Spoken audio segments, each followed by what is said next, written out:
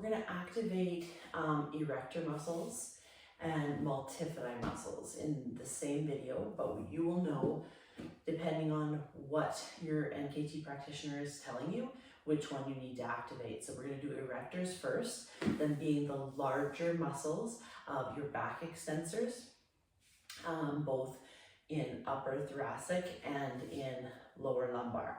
So it kind of meets right in here. This is where we're talking, okay? So you will know which one you need to activate. We're going to use a pillow, okay, for any of you who have an anterior pelvic tilt, okay? You'll also be told pillow or no pillow. So I'm going to do both. First off, I'm going to use the pillow, and it's going to be underneath my hip bones, okay? So my ASIS, because I tend to do this. So I want to put the pillow there to bring me to more of a neutral pelvic tilt, so that when I do my single leg back extension, I'm going to be not pressing down or compressing any of the vertebrae in the lower lumbar. So I'm going to place that pillow underneath that lower back, underneath that hip, okay? And you're going to just adjust it so that the pillow, if it's a small enough pillow, it just kind of meets at the bottom of your ribs and down past your pubic bone. You're going to place your hands one over top of the other, and you're gently going to try and relax that whole upper body system. Take a couple breaths here, just being mindful of your posture.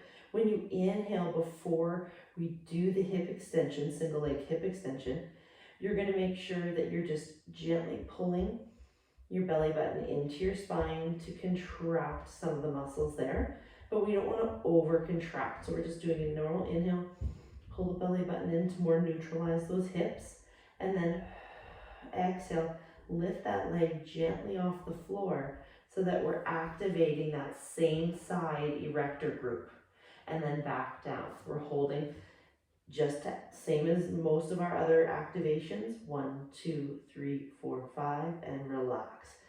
We're trying to take the glutes out of it by lifting the leg with our hips in a neutral state and not lifting very high, because then we start getting a little bit more into the glute. So lifting here, keeping that leg relaxed, but for the most part, the leg has to be straight. 3, 4, 5. You're doing about 5 to 8 repetitions of a 4-second hold. 1, 2, 3, 4, and release. You will know which side you need to do because it will be in the description that your NKT practitioner is giving you. Or if you need to do bilateral or both sides, you're coming up, keeping that upper body relaxed. 1, 2, 3, 4, 5, and relax. Before you start feeling any other muscles, such as your glutes or your upper thoracic, that is when you want to stop. So if you get to 4 sets of this 4-second hold and you start feeling other muscle groups, you want to stop.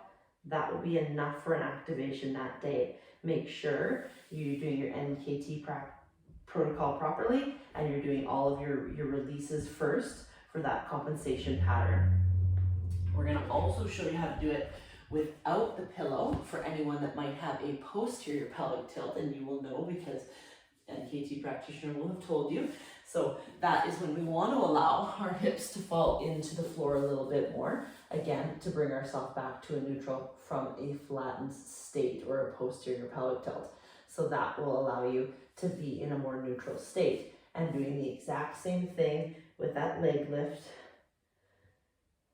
Same relaxed upper body, same breath, gentle pull of the abdominals to engage the core as a stabilizer. We can't have mobility without stabilization first, right? So you're either doing one leg or the other. You will know which one by the practitioner will tell you, or you're doing a bilateral or both, okay? If you're feeling anything uncomfortable, you can come back up and do a little stretch after that. But be mindful that the activation is because it is underworking. So we want to allow and give that lower back chance to start working. So we don't want to overstretch it after we've activated it.